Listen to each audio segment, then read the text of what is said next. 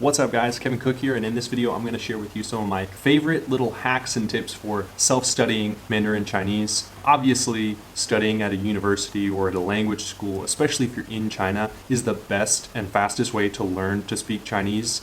But for those of you who don't have access to a formal school program, or you're just looking to supplement your Chinese studies at school, these are some of the things that I recommend that you do in your free time that'll really help to improve your Chinese. No matter what, you're going to want to have a textbook as your main guide.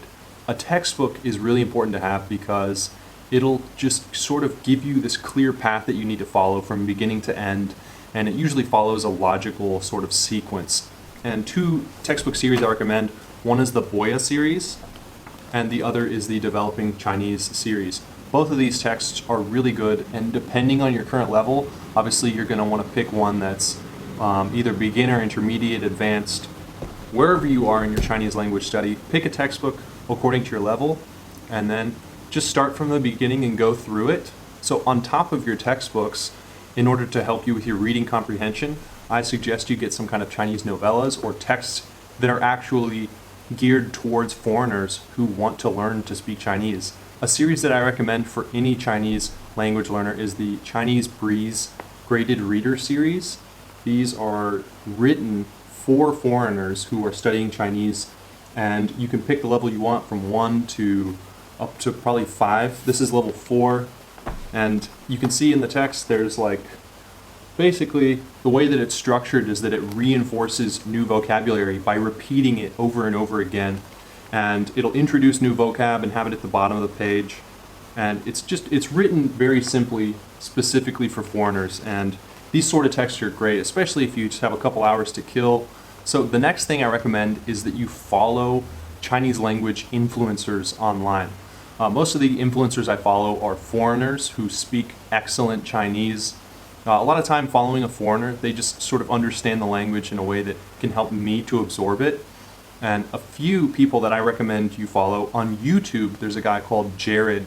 His Chinese accent is just perfect. And another thing I like about it is that he has subtitles on a lot of his newer videos. So definitely follow him. Another guy you should follow is Afu. He's this big German guy who lives in Shanghai, and he's really famous on the Chinese internet. And his accent isn't perfect, but he's an incredible Chinese speaker, and I've learned so many new vocab words from watching his videos. If you're on Instagram, definitely follow Elementary Chinese. This guy Kuizhou is on there, and every day he's super active, posting really helpful videos and tips. And I think he has a paid WeChat group that you can join. I haven't joined it, but I'm sure that it's even more helpful if you pay for that subscription. Something else I recommend that you watch is Chinese cartoons, especially for those at the lower to intermediate Chinese level, because cartoons in many ways are designed to reinforce the language of children who are learning a language. So for a foreigner who's watching a Chinese cartoon designed for like a 7-year-old, I feel like I'm being challenged. So one thing I recommend for like beginners is a Chinese cartoon called Xi Yang Yang. It's a really great, very basic level sort of cartoon for very young children. And then if you're more advanced, there's a cartoon called Jiang Xiaobai. And Jiang Xiaobai is more like about this guy who's like into his adulthood, and you're going to get a lot more advanced Chinese from that series. Plus it's more interesting and geared towards adults. As far as applications are concerned, I can't recommend another app more than Pleco. Pleco is my go-to app for anything Chinese.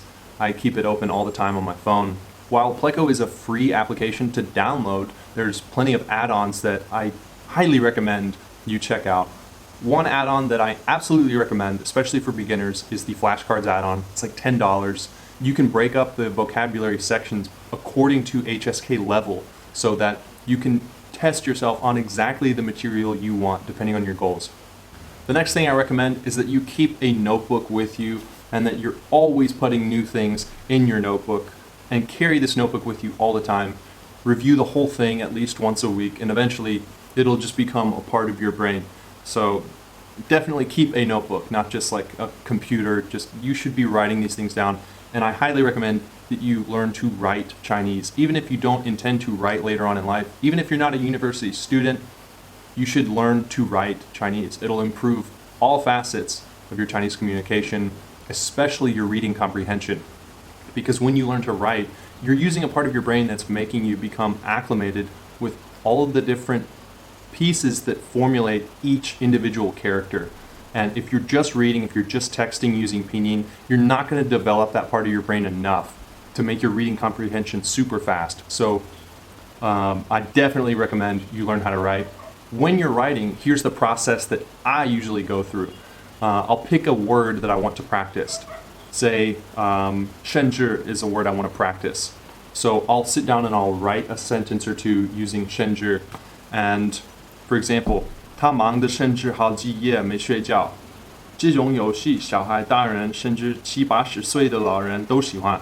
This next tip is one that I like to call the Kevin Cook special because for like 2 years in Shanghai, this was the main way that I was supplementing my self-study.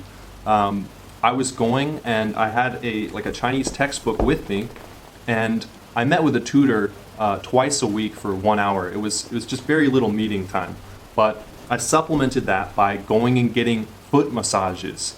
And foot massages in like the southern part of Shanghai are like 40 renminbi an hour. It's so cheap for an hour-long foot massage. And I would take my textbook and I would open it up, and the material that I had just practiced with my tutor, I would practice with the foot masseuse or masseur, and that provided an additional hour every time I went to class of Chinese review, and it was a way for me to practice my speaking. So, and it's just super cheap. Obviously, this is something that is a much more viable option if you're already in China. If you're in the West, getting a foot massage is probably going to cost you a lot more money. So I don't recommend that you do that if you're in the West. But if you're in China, that's my little hack for getting a little bit of extra speaking time. Another way to supplement your self-study is to listen to Chinese music. I'm really not a big fan of Chinese music, if I'm being totally honest, but I do still find myself in so many situations where I'm out at the store, I'm in some public place, and I hear the same songs over and over again, and they get stuck in my head. And once that happens, I'm like, okay, I'm repeating some of the things I'm hearing, and I'm not quite sure what it means, so I'll look up that song, and at least when I have this song stuck in my head, I know what it means. And even if I don't like the song, it's helping me to improve because it's like I'm surrounding myself with another medium of learning. I heard this song, 你存在我深深的脑海里，我的梦里，我的心里，我的歌声里。我的梦里，我的心里，我的歌声里。I would never listen to that song, but because I was at the supermarket and I heard it so many times, it's now just become a part of my lexicon.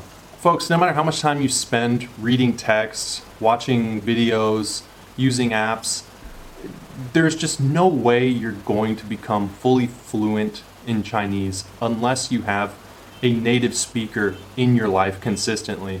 So I do recommend, if you don't have access to, if you can't study at university, if you're not a formal student, that you should find a language partner. And there's a few ways that you can do that. If you're in China, that's going to be a lot easier, especially if you're near a university. Go to a university, and there's going to be gobs of students who want to study English, who want a language partner. You can also go to a language school in China to find a language partner. The school I'm studying right now, Omeda Chinese Language Academy, actually pairs you up with a language partner. So even when you're not in class studying, you've got a language partner to basically hang out with all the time outside of class. So that's basically the ultimate way to learn. And if you want to study Chinese here in China at Omeda Chinese Language Academy, then check out the link in the description and use the discount code MONKEYABROAD. You'll get a little discount when you sign up. If you're outside of China, again, universities are going to be the best place for you to find a language partner. The international department is going to be loaded with Chinese students at pretty much any university. They're going to make up the largest demographic. And when Chinese people come to the West, a lot of them don't have many friends. They're getting acclimated with Western lifestyle, and they'll be very happy to have someone who is a native English speaker to do some language exchange. Just try to pick someone whose language ability is about at your level. Otherwise, it's going to become a little bit lopsided with who is doing most of the speaking in what language. And also, an app that I hear is good for finding a language partner is HelloTalk. I've never used HelloTalk, but I've heard great things about it. I've got a really good friend here who actually met his wife on HelloTalk, but I don't know if it's more for matchmaking or for language exchange. You'll have to try it out yourself. All right, folks, thanks so much for watching this video. I hope that these tips were helpful for you in your self-study Chinese and Mandarin journey. Leave a comment, let me know what you think. What other tips do you have? What did I leave out? What are some special hacks that you like to use for your self-study adventures?